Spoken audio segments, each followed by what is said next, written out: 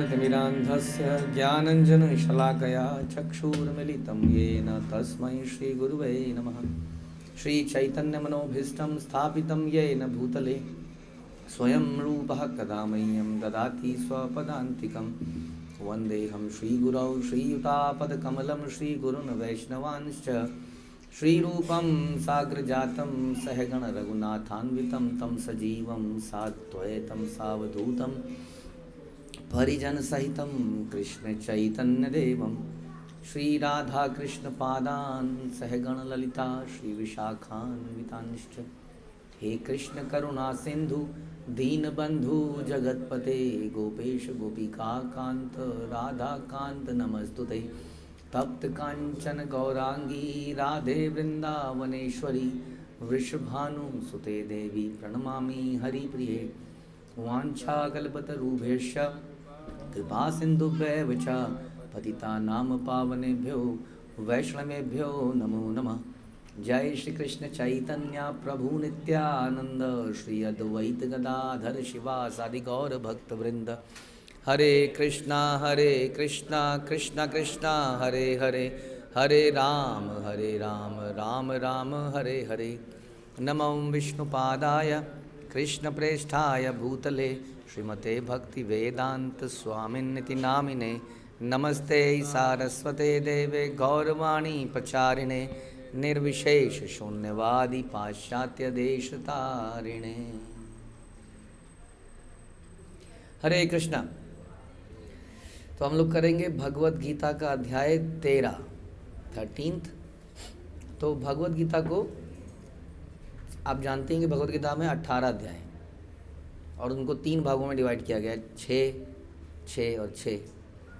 तो पहले 6 आप सुनेंगे, हम लोग ऐसा कहते हैं कि उसको ज्ञान योग से भक्ति योग तक कैसे पहुँचे उसके बारे में।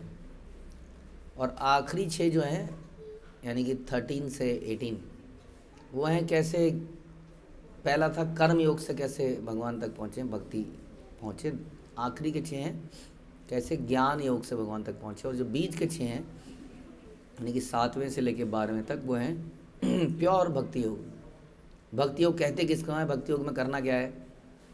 तो यहाँ पर 13 अध्याय में तो इस समय इतना तो समझ में आता है कि अगर यदि हम कर्म करें या ज्ञान अर्जित करें, अल्टीमेटली हमें भक्ति करनी है। अब भक्ति बड़ा कॉम्प्लिकेटेड वर्ड है संसार में। भक्ति का मतलब आप समझ लीजिए हम लोगों के लिए सबसे नेचुरल वर्ड है एक्चुअली में। वर्ड थोड़ा सा कॉम्प्लिकेटेड लगता है, इसके मीनिंग कहीं निकाल दिए गए हैं। अदरवाइज़ इसका मतलब है जो हम दिन भर पूरे दिन करते हैं अपने परिवार के साथ, फ्रेंड्स के साथ, लवेबल के साथ, विच इज़ लव, प्रेम। अब सांसारिक प्रेम में और इस प्रेम में बहुत बड़ा अंतर है, ये हम कई बार चर्चा कर चुके हैं। इस प्रेम में एक्चुअली में डेफिनेशन ऑफ लव इज़, जैसे कि हम कहते हैं कि माँ, संसार में जब प्रेम बोलते हैं तो मुझे नहीं लगता कि कोई प्रेमी प्रेमिका को ज़्यादा रेफरेंस देता है। ज़्यादा रेफरेंस मिलता है माँ और बच्चे को। आप देखेंगे कभी भी प्रेम की जब बात होगी तो गर्लफ्रेंड बॉयफ्रेंड हस्बैंड वाइफ के प्रेम को इतना रेफ़र नहीं करते हैं लोग, क्योंकि ऐसा प्रेम बनते और बिगड़ते देखा गया है कि नहीं। आज आपको किसी और से प्रेम है, कल किसी और से हो जाता है लेकिन माँ और बच्चे का या पिताजी और बच्चे का जो प्रेम है उसको हम अक्सर रेफ़र करते हैं। प्रेम मतलब प्रेम तो ऐसा होना चाहिए, हम अक्सर सुनते हैं। क्या डिफरेंट है उस प्रेम में और इस प्रेम में? वो डिफरेंट है कि इनका प्रेम जो है कंडीशनड नहीं होता है कि यदि तुम हमारी बात मानोगे तो हम तुम्हें प्रेम करेंगे। हम देखते हैं कि माता पिता की बात नहीं मानते हैं बच्चे, लेकिन उनका प्रेम कम नहीं होता है। फिर भी एकदम निखद्द बच्चा भी क्यों ना हो जाए, बिल्कुल फिर भी माता पिता चाहते हैं किसी तरह से इसका कल्याण हो जाए। तो इसका मतलब वो प्रेम की डेफिनेशन क्या है? लव तो है ही, बट अनकंडीशनल लव। इस प्रेम की हम बात करते हैं भगवान के साथ। तो इसके बारे में हमने चर्चा करी। अर्जुन को भगवान ने खूब बताया। पिछले अध्याय आप सुन सकते हैं क्या क्या 6 से 7वें से 12वें अध्याय में क्या डेफिनेशन बताई भक्ति योग की। अब कुछ और प्रश्न हैं तो आप देखेंगे कि भगवत गीता पूरा प्रश्न उत्तर है, श्रीमद् भागवतम भी पूरा प्रश्न उत्तर है। लेकिन भगवान गीता में कहते हैं कि तद विधि पढ़ी पाते न परि प्रश्नेन सेवया। The asking question is a service. प्रश्न पूछना एक सेवा है, इसलिए उसको सेवा के भाव से करना चाहिए। हम चैलेंजिंग वे में प्रश्न नहीं पूछते हैं। चैलेंजिंग वे में अगर प्रश्न पूछेंगे तो वो हम उसको सुनने के लिए, उसका आंसर सुनने के लिए तैयार नहीं। कई बार हम प्रश्न पूछते हैं सामने वाले को डिफीट करने के लिए, लेकिन उसकी डिफीट में हमारी डिफीट है, क्योंकि हमें भगवद गीता का ये जो परम ज्ञान है प्राप्त नहीं हो पाएगा। कोई भी ज्ञान नहीं प्राप्त होगा। अगर आप स्कूल के अंदर भी अपने टीचर को चैलेंज करते हुए कुछ पूछते हैं तो टीचर आपको बताना बंद कर देगा। उसका अंदर से जो छुपी हुई बातें हैं, रहस्य हैं, वो नहीं निकाल पाओगे आप। इसलिए प्रश्न बड़े प्रेम से, आदर से पूछना चाहिए, ऐसा भगवान कहते हैं तद्विधि प्रणिपातेन में। तो यहाँ पर अर्जुन प्रश्न पूछते हैं अध्याय 13 में। अर्जुन उवाच, पहला श्लोक, इसका शीर्षक है प्रकृति, पुरुष तथा चेतना। प्रकृतिम पुरुषम चैव क्षेत्रम क्षेत्रज्ञमेव च एतद्विदितुमिच्छामि ज्ञानम ज्ञेयं च केशव। उत्तर में भगवान बोलते हैं, श्री भगवान उवाच, श्लोक संख्या 2, इदं शरीरं कौन्तेय क्षेत्रमित्याभिधीयते एतद्यो वेत्ति तं प्राहुः क्षेत्रज्ञ इति तद्विद। अर्जुन ने कहा, हे कृष्ण, मैं प्रकृति एवं पुरुष, क्षेत्र एवं क्षेत्रज्ञ, ज्ञान एवं ज्ञेय के विषय में जानने का इच्छुक हूँ। श्री भगवान ने कहा, हे कुंती पुत्र, यह शरीर क्षेत्र कहलाता है और इस क्षेत्र को जानने वाला क्षेत्रज्ञ है। तो बहुत सारी चीज़ें संसार में, जब हमें उनका डिफ्रेंसिएशन नहीं पता होता है तब हम उसको एक ही चीज़ मान लेते हैं अक्सर। जैसे कि अब हम कोई बोलेंगे जी सब्जी बनी है, हमें मालूम नहीं है उस सब्जी में क्या क्या डला हुआ है, हम कुछ नहीं समझ में आएगा तो हम कहेंगे मिक्स वेज बनी है, सारी सब्जियां इसके अंदर है। अब जिसको ज्ञान है वो बताएगा नहीं जी इसमें कमल ककड़ी है, इसमें गोभी है, इसमें आलू है, उसकी सब्जी बनाई है। तो ज्ञान कम होने की वजह से हम सबको एक ही तराजू पे नाप देते हैं। जैसे हम कई बार बोल देते हैं कि सारे रास्ते एक ही जगह को पहुंचते हैं। क्यों बोलते हैं वैसे? क्योंकि हमें मालूम नहीं है एग्जैक्टली कि कहाँ कहाँ पहुंचते हैं, है कि नहीं? तो ऐसा नहीं है कि सारे देवियों को, देवताओं को या किसी की भी पूजा करेंगे तो एक ही जगह पे पहुंचेंगे। जिसकी पूजा करेंगे उसके पास जाएंगे। यान्ति देवा व्रता देवान, पितृ यान्ति पितृवता, भूते यान्ति भूतेजा। कि भूतों की पूजा करेंगे तो भूतों के पास जाएंगे, देवताओं की पूजा करेंगे तो देवता के पास जाएंगे। यान्ति मध्याजिनो अभिमाम, मेरी पूजा करोगे भगवान कहते हैं तो मेरे पास आओगे। तो ये डिफ्रेंसिएशन बड़ा ज़रूरी है। रास्ते एक जैसे लग सकते हैं, एक लॉन्ग कट होता है, एक शॉर्ट कट होता है, एक गाड़ियों के लिए सूटेबल होता है, एक बैलगाड़ी के लिए सूटेबल होता है। सभी रास्ते अलग अलग तरीके के बनाए जाते हैं। एक टोल के साथ है, एक विदाउट टोल के साथ है। इसलिए यहाँ पर भी आप देखेंगे कितनी सारी चीज़ों के बारे में अर्जुन पूछ रहे हैं। प्रकृति क्या है, पुरुष क्या है? तो पुरुष का मतलब यहाँ पे पुरुष का मतलब मेल एंड फीमेल से नहीं है। पुरुष का मतलब है अल्टीमेट भोक्ता, यानी कि कह लीजिए क्रिएटर कौन है? ये प्रकृति है, इस प्रकृति को बनाने वाला कौन है? यानी कि प्रकृति और बनाने वाले दो अलग विषय हैं। इसका मतलब जैसे हम लोग कहते हैं कि सब कुछ किसने बनाया? मदर नेचर ने बनाया, कहते हैं ना हम लोग। ये हमें किसने दिया? पानी किसने दिया? मदर नेचर ने दिया। अन्न किसने दिया? मदर नेचर ने दिया। तो एक स्वाभाविक प्रश्न उठता है कि मदर है तो फादर कौन है? फादर के बारे में क्यों नहीं बता रहे हैं आप? हाँ, तो जब जय माता की है तो जय पिताजी भी होना चाहिए। माता बिना पिता के कैसे हो सकती है? तो भगवान की शास्त्र बताते हैं कि प्रकृति के गर्भ में ये सारी वस्तुएं हैं, हम उसके गर्भ से निकालते हैं। लेकिन शास्त्र बताते हैं, यदि आप, हम लोग सब व्यस्क हैं, हम जान सकते हैं इस बात को कि गर्भस्थ होने के लिए पुरुष की आवश्यकता है। तो प्रकृति को गर्भ कौन धारण कराता है? वो है पुरुष। उसकी बात कर रहे हैं कि ये प्रकृति तो ठीक है, मैं प्रकृति के विषय में भी जानना चाहता हूँ कि प्रकृति कहाँ से आई, कैसे आई, और ये पुरुष कौन है जिसने प्रकृति को गर्भस्थ किया और हमें ये सारी वस्तुएं दी। भोक्ता, जिसको हम भोक्ता भी कहते हैं, परम भोक्ता। उसके अलावा वो कहते हैं क्षेत्र और क्षेत्रज्ञ क्या है? अब क्षेत्रफल हम लोग हिंदी मीडियम से जिन्होंने पढ़ा है, मैथमेटिक्स, क्षेत्रफल, हाँ, आप कहते हैं एरिया। तो क्षेत्र, एरिया बड़ा इंपॉर्टेंट हो गया है कि नहीं? हर जगह पर एरिया का अलग अलग रेट है। इतने गज यहाँ पर क्या रेट पे मिलता है, दूसरी जगह आपका प्लॉट कितने गज का है, क्षेत्र कितना, वो क्षेत्र कहते हैं ना उसको, क्षेत्र। तो कह रहे क्षेत्र क्या है और क्षेत्रज्ञ क्या है, क्षेत्र को जानने वाला। अब हमें समझ सा नहीं आता है कि क्या सब अलग अलग चीज़ें, इतनी सारी चीज़ें हैं क्या दुनिया में, तो अभी हम सुनेंगे इसके बारे में। तो क्षेत्रज्ञ क्या है, और तो क्या क्षेत्र है यहाँ पर, क्षेत्र विषय क्या है, क्षेत्र क्या, अर्जुन जानना चाह रहे हैं कि पालमपुर में ज़मीन का रेट क्या है। और क्षेत्रज्ञ यानी कि हो गया डीलर। हाँ, यहाँ पे डीलर के नंबर दे दो ताकि मैं प्लॉट खरीद पाऊँ, या क्या है वो क्षेत्र और क्षेत्रज्ञ क्या है। और ज्ञान क्या है, हाँ, और ज्ञे के विषय में जानने का। तो ज्ञान क्या है ये भी बड़ा इम्पोर्टेंट है, क्योंकि हम अक्सर देखते हैं, कहते हैं यहाँ पर सब ज्ञानी हैं, आप हमें प्रवचन मत दीजिए, हम पहले से ही सब ज्ञानी हैं, ज्ञान है हमारे पास। तो बहुत सारा ज्ञान तो है। हमारे बच्चे हमारे सामने मोबाइल चलाते हैं और हम मजबूर होकर बोलते हैं ये कैसे होगा बच्चे। ज़रा सा बच्चा कहता है ऐसे होगा मम्मी, वो फट फट फट फट बटन दबाता है ऐसे होगा। तो ऐसा लगता है कि बच्चे को क्या है, ज्ञान है कि नहीं ज्ञान। तो इसलिए प्रश्न ये उठता है कि ज्ञान क्या है।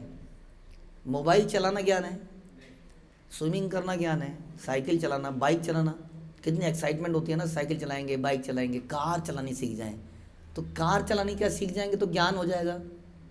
या 12th पास कर लेंगे, या ग्रेजुएशन कर लेंगे, या पोस्ट ग्रेजुएशन कर लेंगे, या डॉक्टरेट कर लेंगे, कब कहेंगे कि ये ज्ञानी है। तो ये प्रश्न है यहाँ पे, ज्ञान क्या है। और उसके बाद में क्या पूछते हैं, ज्ञेय के विषय में, यानी कि ये बड़ा इंपॉर्टेंट है। ज्ञान तो ठीक है चलो जो भी है, कहते हैं जानना किसके विषय में है, किसके विषय में जानना चाहिए। अब आजकल इन्फॉर्मेशन एक तरह से बाढ़ आई है इन्फॉर्मेशन की। आपके छोटे से मोबाइल इंस्ट्रूमेंट में इतनी इन्फॉर्मेशन है, इतनी इन्फॉर्मेशन है कि आप किसी भी लाइन में घुसते चले जाओ। आपने एक बार वीडियो देखी, माना आपने एक वीडियो देखी गार्डनिंग के ऊपर, और गार्डनिंग के ऊपर कल से वो यूट्यूब आपको इतनी वीडियो धकेलने लगेगा आपके ऊपर, और आप कहो कि वाह टेरेस गार्डनिंग कैसे होती है, घर के अंदर कंपोस्ट कैसे बनाया जाए, हाँ ये और वो, कौन से सीज़न में क्या उगाया जाए, हाँ आइए छत में हरी सब्जियां उगाइए। कितनी वीडियो आएंगी आपके पास रोज़, और आपको लगेगा ये एंड ऑफ, मतलब अनलिमिटेड नॉलेज है क्या gardening, such a simple thing as gardening. तो यानी कि अगर आप देखेंगे कि संसार में क्या जानना है इसका कोई अंत नहीं है। और इसी के लिए लोग अखबार पढ़ते हैं, न्यूज़पेपर पढ़ते हैं, कहीं कोई ऐसी चीज़ ना रह जाए कि लोग कहें कि अरे तुम्हें यही नहीं मालूम, तुम्हें ये भी नहीं पता। इस भय से भी हम पढ़ते हैं न्यूज़पेपर। अब जनरली न्यूज़पेपर पढ़ के कोई लाभ नहीं होता हमें, हम इसलिए पढ़ते हैं कि ऐसा लगे कि हम अवेयर है, बुद्धू ना बन जाए। कोई कुछ बोले तो हम 2-4 लाइनें, 1-2 शब्द उसके विषय में बोल ही पाए। हाँ जी युद्ध का क्या हो रहा है तो मुझे पता हो जी युद्ध में क्या हो रहा है, उसकी वजह से पेट्रोलियम प्राइस में क्या हो रहा है कुछ आइडिया तो लगे। इंडस्ट्री कहाँ, हर कोई न्यूज़ को थोड़ा थोड़ा पढ़ते हैं, लेकिन फिर भी आप जानते हैं कितनी ऐसी न्यूज़ है जिसके बारे में हमें पता ही नहीं होता है। जैसे कि कितने लोगों को ये पता ही नहीं है कि यहाँ पर रोज़ भगवत गीता की क्लास होने वाली है यहाँ पर हरि नाम संकीर्तन होने वाला है, कि ये क्लासेस NKD कम्युनिटी चैनल पे अवेलेबल है। कितने लोगों को ये मालूम है, नहीं मालूम है ना। यानी कि कितना भी अखबार पढ़ ले, कितने ऐसे विषय रह जाएंगे जिनके बारे में हमें पता ही नहीं होगा। इसलिए अर्जुन पूछते हैं भगवान बताइए जानना किसके विषय में, ज़िंदगी बहुत छोटी है, क्या क्या पढ़ूंगा, क्या क्या समझूंगा, कौन कौन सी पुस्तक पढ़ूंगा, कौन से ग्रंथ पढ़ूंगा, न जाने कितने शास्त्र हैं, कितने ग्रंथ हैं, कितने वेद हैं, पुराण हैं, क्या पढ़ूँ, क्या समझूँ, किसको जानना है ये बताइए। ये अर्जुन के प्रश्न हैं। श्री भगवान कहते हैं, अब ये आंसर आते हैं इसमें, कि हे कुंती पुत्र यह शरीर जो है क्षेत्र कहलाता है। तो यहाँ पर जो प्रश्न है क्षेत्र का, वो एरिया नहीं था, वो प्लॉट साइज नहीं था, प्लॉट का रेट नहीं था, वो क्षेत्र कह रहे हैं कि ये शरीर एक क्षेत्र है, फील्ड है। आप सुनते हैं कई बार हम कहते हैं कि कई लोगों का फील्ड जॉब होता है, फील्ड जॉब। हाँ, कहते हैं कहाँ गए हैं, फील्ड में गए हैं। तो क्या किसी खेत में या किसी स्टेडियम में गए हैं, फील्ड में गए हैं, कहाँ गए हैं, क्या मतलब है कि फील्ड में गए हैं, मतलब जो उसका एरिया ऑफ वर्क है वहाँ गए हैं। किसी का फील्ड स्कूल कॉलेज हो सकता है, किसी का बिजनेस फैक्ट्री हो सकता है, किसी का ऑफिस हो सकता है, कुछ भी हो सकता है, मार्केट हो सकता है। तो जो हमारा एरिया ऑफ वर्क है उसको क्षेत्र कहा जा रहा है। अब इसमें भी अनेक प्रकार के एरिया ऑफ वर्क है, लेकिन यहाँ पर तो भगवान ने कुछ और ही बोल दिया। भगवान कह रहे हैं जो शरीर है ये एरिया ऑफ वर्क है। समझ में आया?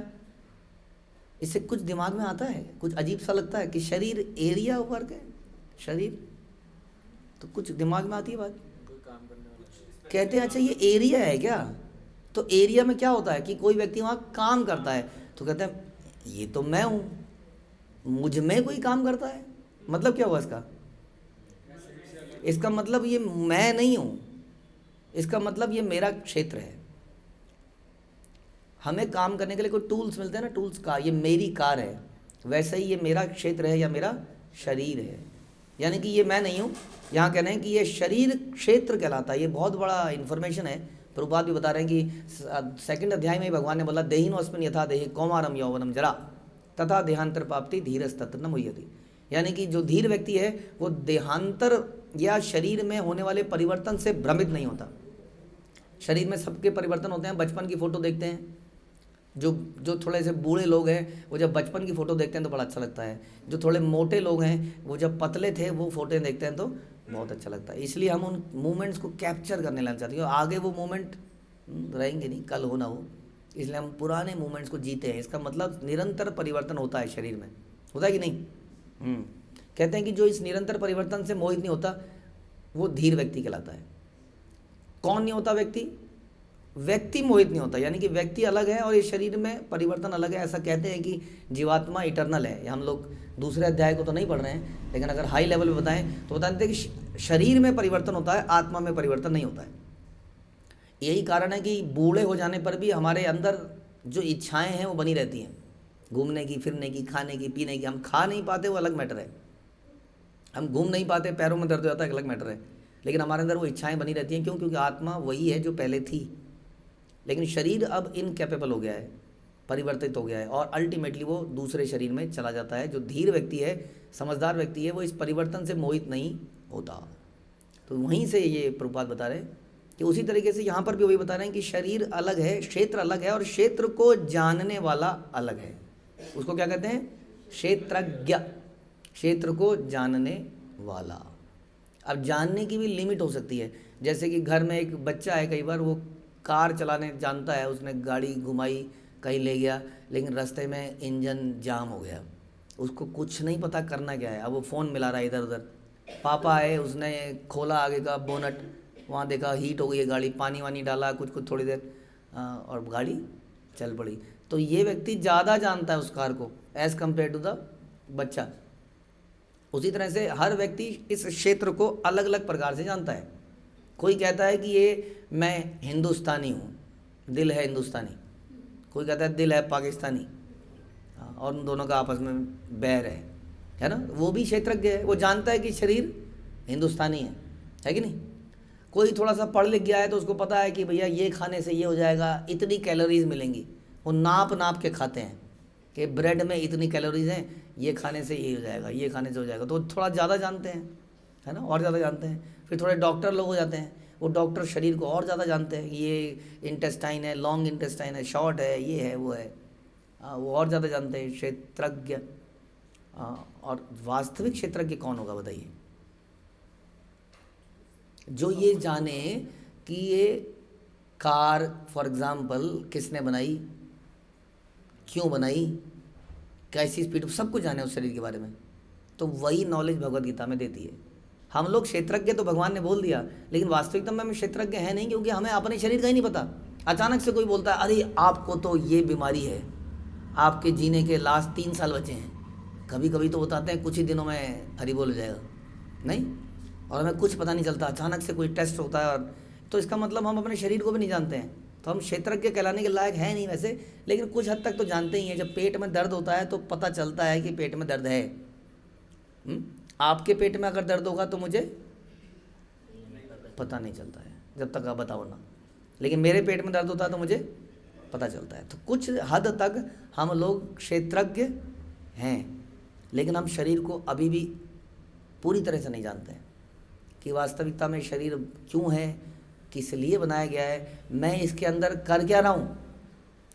आप माना कि किसी घूमने गए, हाँ, कहाँ गए घूमने, कहीं गए, किसी हिल स्टेशन में गए, माना पालमपुर में गए, पालमपुर के किसी गांव में गए, एकदम किसी पहाड़ी एरिया में गए और वहाँ गए गए गए और रात हो गई और रात को वहाँ पे उतरे कार से, तो देखा सामने एक बहुत बढ़िया महल था, सुंदर सा था, लाइट जल रही थी। आप उतरे कार से और आपको अब रात का कोई ठिकाना चाहिए था, तो आप उतरे और सीधा घर के अंदर घुस गए। आपने देखा कि सामने एक किचन है, वहाँ पर सामान पड़ा हुआ है, वहाँ पर कुछ खाने पीने बनाने की व्यवस्था है, कुछ कुछ खाने पीने का सामान, फल फ्रूट भी पड़े हैं, और वहीं पर बेड लगा हुआ है, सोफ़ा है, पंखा है, सारी व्यवस्था है। आप अंदर गए, आपने दरवाज़ा बंद किया, खाया पिया, सो गए। आप बताइए इसमें कुछ प्रॉब्लम है इस पूरे प्रोसेस में? क्या है प्रॉब्लम? अरे आपको समझना तो पड़ेगा इस जंगल में ये घर किसने दिया है, और अगले दिन आप चुपचाप वहाँ से निकल लिए, तो ये बहुत उचित बात तो नहीं लगती है। जानना पड़ेगा, क्या पता किसी ने आपको ट्रैप कर रखा हो, कोई जादू तो ना हो वहाँ पर, हू नोज़। नहीं तो पिक्चर देखी थी आपने, कौन? वो ऐसी वहाँ पे रात को पहुँचते थे, वो एक लेडी थी, वो कहती आइए आइए आइए, खाइए पिए, और उसके बाद वो तो आपको पता तो करना चाहिए ना, ऐसे कहीं घर में घुस जाएंगे, सो जाएंगे। तो उसी तरीके से हम लोग इस शरीर में घुसते हैं और इस शरीर में खा रहे हैं, पी रहे हैं, विदाउट नोइंग कि ये शरीर किसने दिया है, क्यों दिया है, पर्पस क्या है इसका। हाँ तो तब हम वास्तव में क्या बनेंगे? क्षेत्रज्ञ। हाँ, कोई चीज़ नॉलेज के साथ करी जाए तो उसका लाभ है, नहीं तो it's waste of time. Like animal body, जानवर इस बात की इंक्वायरी नहीं कर सकता है कि शरीर उसको क्यों मिला है, लेकिन इंसान कर सकता है। तो कुछ हद तक आप समझ लीजिए कि हम लोग क्षेत्रज्ञ हैं। और अर्जुन के बाकी प्रश्न, ज्ञान क्या है, ज्ञेय क्या है, ये सब भगवान आगे उत्तर देंगे, और इसके बड़े गहरे मतलब हैं जिसको हम सुनते रहेंगे। हरे कृष्ण। श्रील प्रभुपाद की जय, भगवद गीता की जय।